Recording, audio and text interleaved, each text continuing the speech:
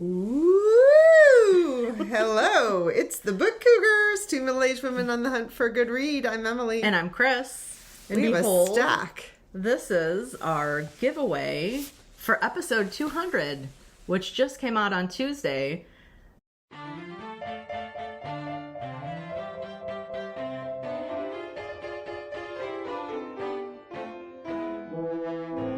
And we were so excited about episode 200 and all the great guests that were on the show. We have 16 guests on episode 200 who each share 2 books at least.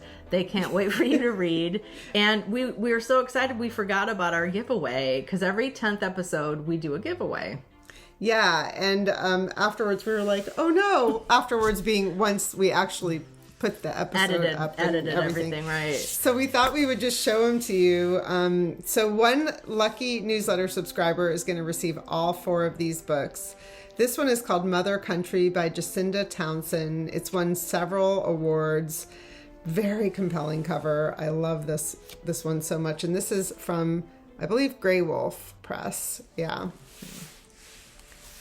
Havana.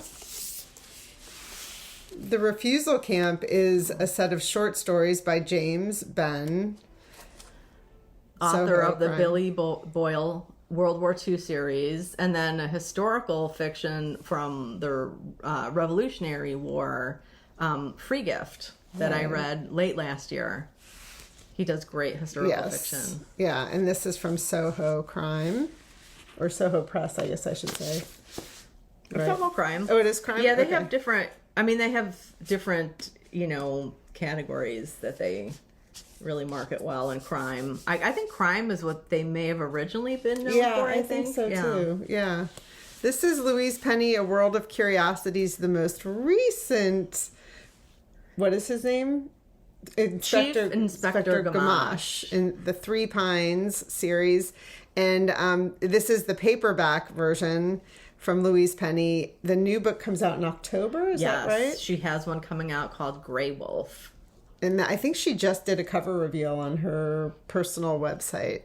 Yeah, or Facebook too. Like she does it on Facebook a lot. So she has a really lovely once a month newsletter that comes out on the first day of the month. But she's active on Facebook. Yeah. Yeah.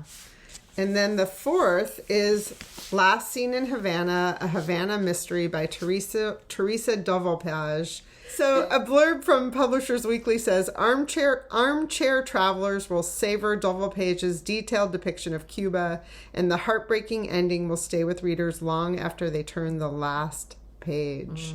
Ooh, a good ending. Yeah.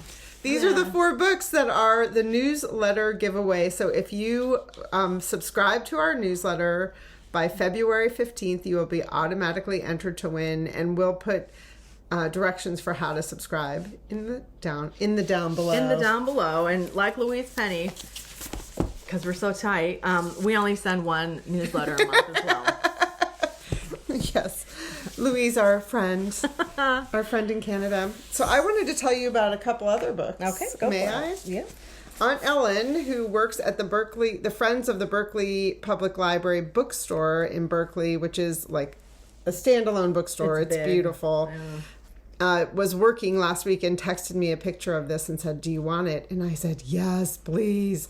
It's called Always Home, A Daughter's Recipes and Stories by Fanny Singer. Fanny Singer is the daughter of Alice Waters, who was the founder of Chez Panisse, the restaurant that single-handedly started the farm-to-table movement in the United States. I've had the pleasure of eating there once. I also got a chance to eat at Cafe Fanny in Berkeley, which was a small little sandwich shop that Alice Waters opened in honor of her daughter, which sadly is now closed. But this is a memoir that came out during the pandemic. It was published in 2020, so my memory of it coming out was some Zoom events with Fanny cooking, with her mom at a time when we were all kind of, stuck indoors. So really excited to get my hands on it. It has beautiful black and white photographs. Here's an example. Oh, I love that. Back. Yeah, it's a great photo. So that's Fanny and Alice sitting somewhere on the Pacific Ocean, I think. And I just can't wait to read it. It has recipes and stories. She had an interesting life growing up as the mother of Alice Waters. I know they're very close. Nice. Should I do my other one? Yeah. And then the other one is called I Always Think It's Forever, a love story set in Paris as told by an unreliable but earnest narrator by Timothy Goodman. I found out about this through Roxane Gay's newsletter. She has a weekly newsletter that on Substack called The Audacity, and she just sent out a newsletter with her top reads of 2023. And this was her favorite memoir. And she said it's a charming graphic memoir about heartbreak and finding a way back. And he's an artist, and I just love the look of the book.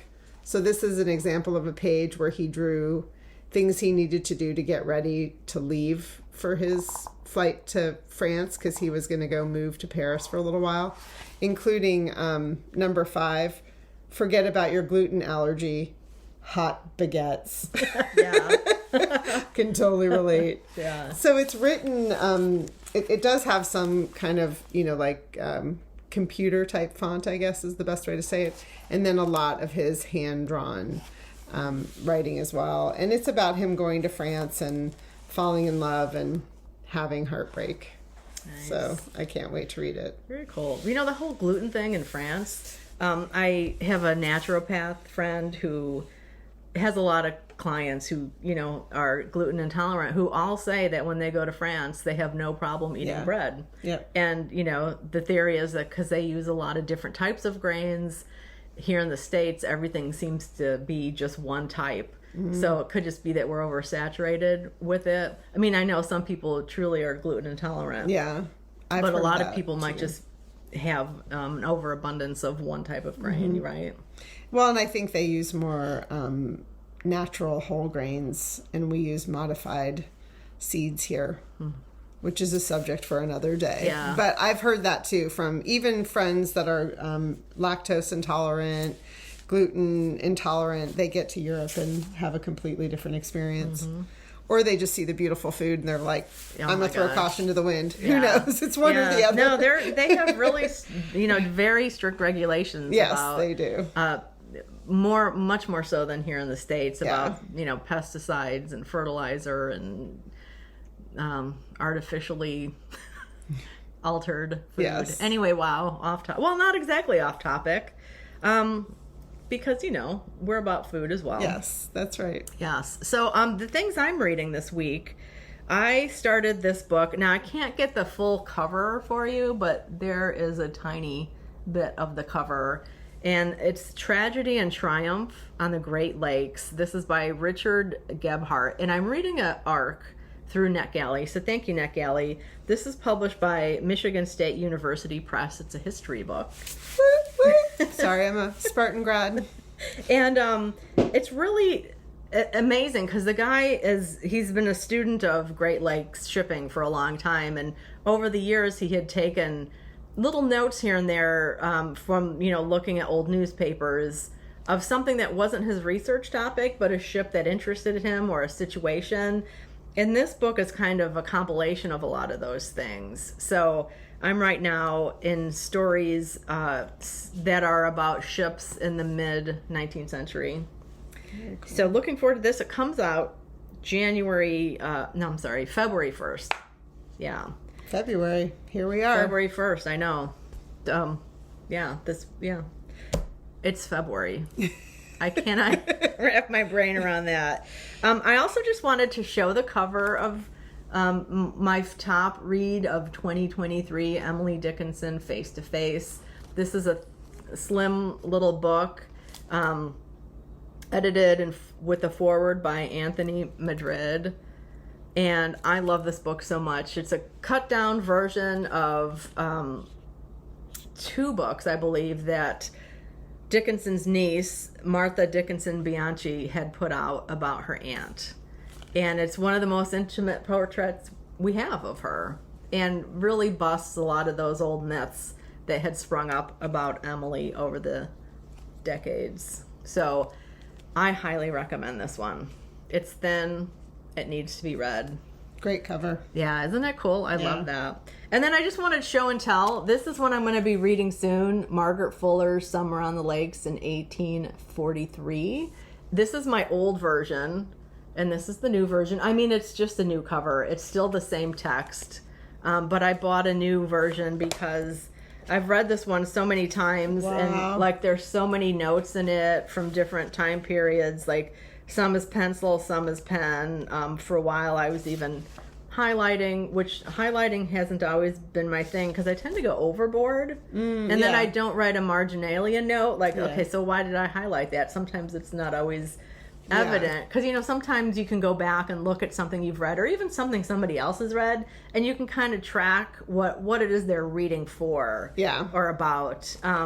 Anywho, so will you read this and you think and make new markings in it and then go back and see? Yeah, that's my plan. Yeah. That's totally my plan. I bet you're going to mark the same things. We'll see. Know what? It'll be interesting, right? So I'm trying not to look at this one too much because I just want to come to it really fresh. Yeah. It's been a good probably 15 years since I read it, I think. Wow. Yeah. But I love it so much. It's her experience of traveling to the Great Lakes in 1843, which is a nice connection to some of the shipping books I've been reading about the Great Lakes, because it really wasn't until like the 1850s that things really took off.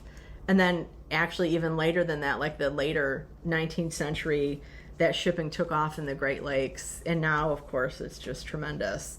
But even back in the earlier 19th century, they were making voyages transporting goods from the Great Lakes to European cities, which a lot of people just don't realize. Yeah, and they don't realize that they're connected and all sorts of things. I mean, we grew up in the Midwest. You grew up on a Great Lake, so you have a definite connection to them. I was Southern Ohio, so I knew of them, but didn't spend a lot of time there. Yeah, and people think lake, like, oh, it's a lake. You cannot see the other side of these lakes. Like, they are ginormous. Yeah. They are, I mean, if you look on a map, it can kind of give you a little bit of perspective on how large they are and how interconnected they are. But until you see them, I think in person, you really it's like the sea, really. Yeah, it is. Yeah. And that didn't happen for me until I went to Michigan State and then started vacationing on Lake Michigan and fell in love with it. Yeah. So, yeah. Should we try to hold up all these books? Sure. Oh, and one last thing. Yeah. Beverly Jenkins Indigo. Our read-along for the first quarter, we'll be discussing it March 3rd, 7 p.m. Eastern Time. If you'd like to join the conversation, shoot us an email. All right. Should we hold all of these? Which way we're going to go? This way. That way. See, look at it. I have thin books. Well, you're doing the heavy lifting with the giveaway books. Anyway, everybody, happy reading.